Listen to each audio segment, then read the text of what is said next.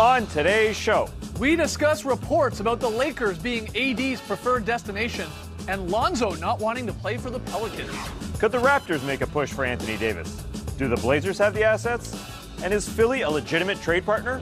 And hey, we really do like music. It's Tuesday, January 29th. The Starter starts now.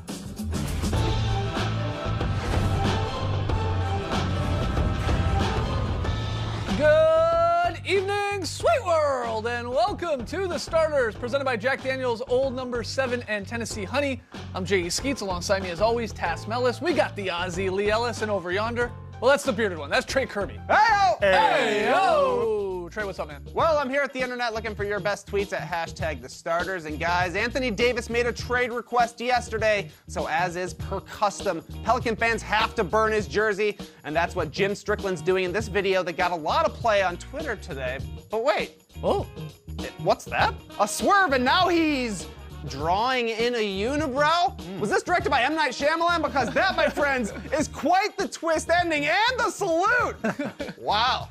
Brings us to today's question, however. What are some other ways to pay tribute to Anthony Davis? Pelican fans have had a decent run with the AD. Personally, here's what I do. Get one of those compression shirts he always wears under his jersey and wear it everywhere. On the show, on the court, even to the beach. Just like Anthony Davis, I'm always keeping it tight, but we want to hear from you. So hit us up on Twitter and let us know what are some other ways to pay tribute to Anthony Davis. Send us your best tweets to #TheStarters. We'll hear from you later. All right, get your tweets in. We're also going to discuss some hypothetical Anthony Davis trades a little bit later in the show. Yeah, we fired up the trade machine. That'll be a lot of fun. We got a very solid play. We got a wedgie that we didn't show you on yesterday's show that we can hopefully get to, but we start with a special edition of Is This News? It's the Anthony Davis edition.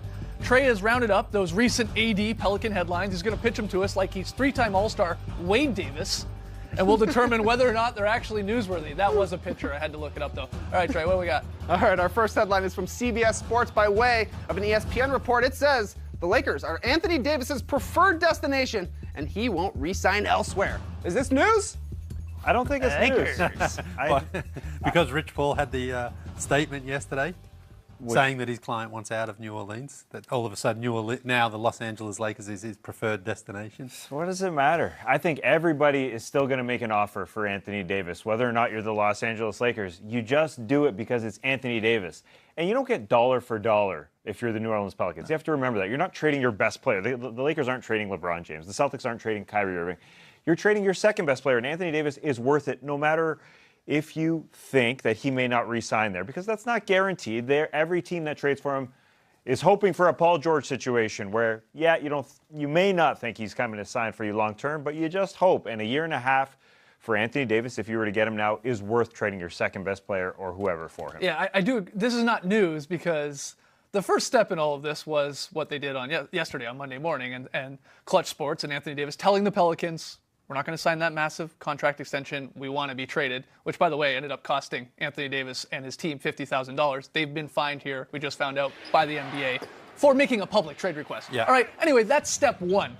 Step two, which is this report, is we want to get Anthony Davis to L.A., and if it wasn't obvious what we did on Monday morning, like you were laughing there about, Lee, then this is the next thing. We make this publicly known to try and, depress the other trade deals or the other trade packages that some teams might offer to the Pelicans because they're worried that he is saying, I'm only going to re-sign in 2020 with LA. So you can go nuts, you can come and get me, but I'm telling you what I'm doing here in the future. So that hurts maybe other teams''s trade packages and helps the Lakers, in theory, with whatever they're offering. But also they're trying to put pressure on New Orleans to make that deal now.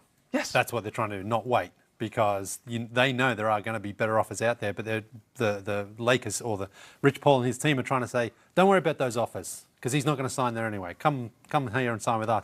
But the Pelicans, as we've heard, have said, we're doing this on our timeline. Mm-hmm. We're not going to be forced into anything. So I think Rich and Clutch Sports are trying to say, no, get it done now. Get it done now. Don't worry about the rest of the season. Just make this happen now. So then we can get Anthony into LA and then figure out how things work out going into next season, knowing exactly who's on your roster and have no question marks about it. So it's trying to flex their muscles a little bit. It's their leverage play, right? That's what they're trying to do. If their ultimate goal, Rich Paul's, Clutch Sports, Anthony Davis, and LeBron James, who's under Clutch Sports, if their ultimate goal is to get AD to LA to pair with LeBron, then this is a play that they have. You know, that this, hey, we're going to LA in 2020. I mean, again, go ahead and trade for us. You know, similar to the Kawhi Leonard situation, we think he maybe ultimately is going to California. We don't know, but the Raptors said, who cares? We'll roll the dice.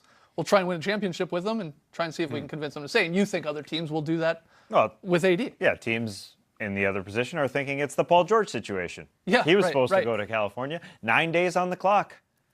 Here we go. Yeah, all right, well, what's our next headline, Trey? Our next headline is from Yahoo Sports, and it comes by way of Shams Charania report. Lonzo Ball doesn't want to pay for the Pelicans in a potential Anthony Davis trade.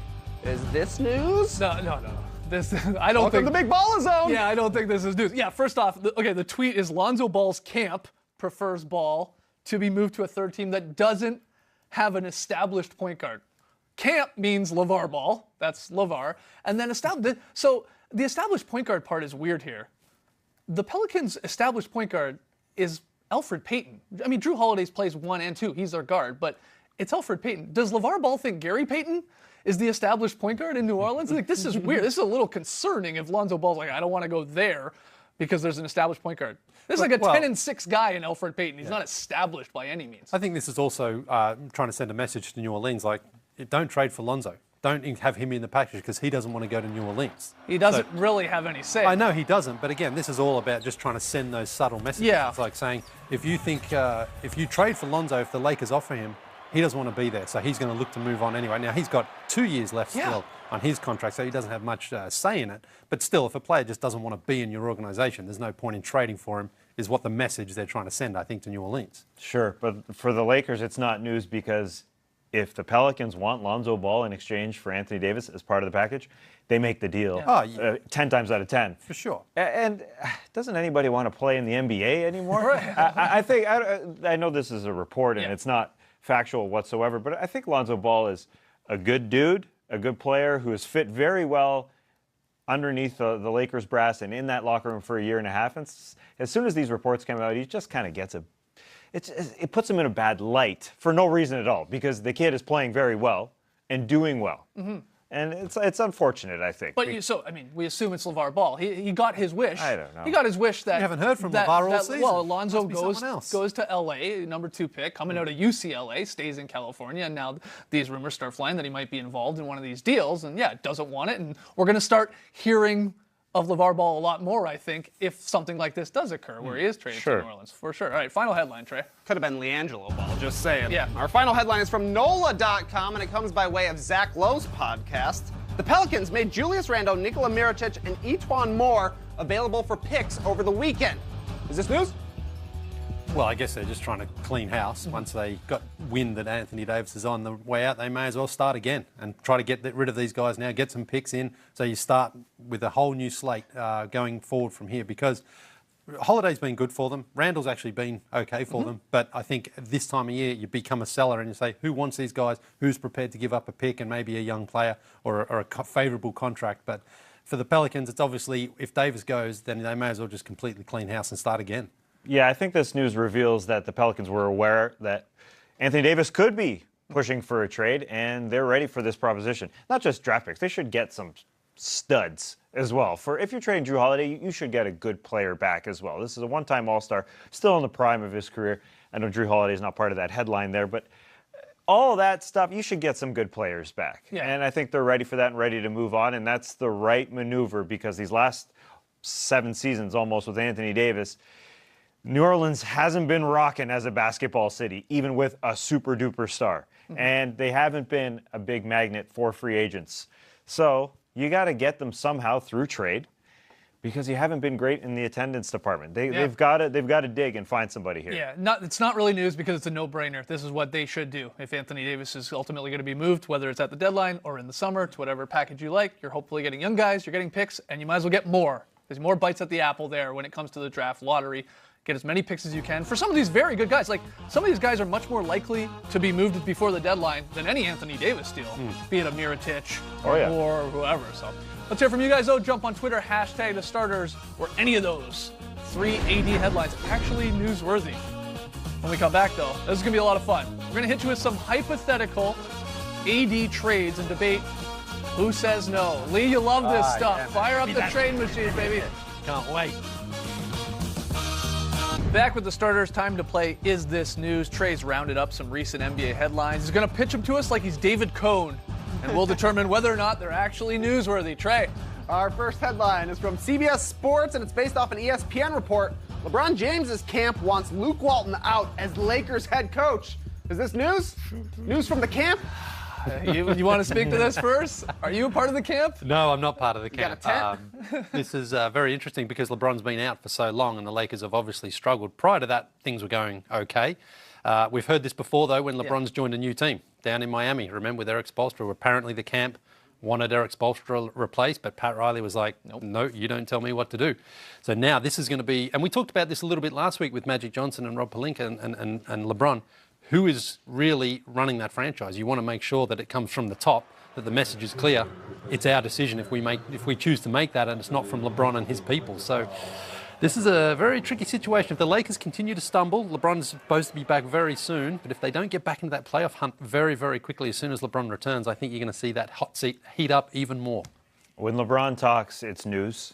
He controls us. He controls the media, undoubtedly. And when Jackie McMullen, as she did on Brian Windhorst's podcast, mentions that his camp may be upset, it's news as well, because you gotta abide by Jackie McMullen's word. That being said, Luke Walton was 20-14 with the LeBron Lakers before LeBron got hurt.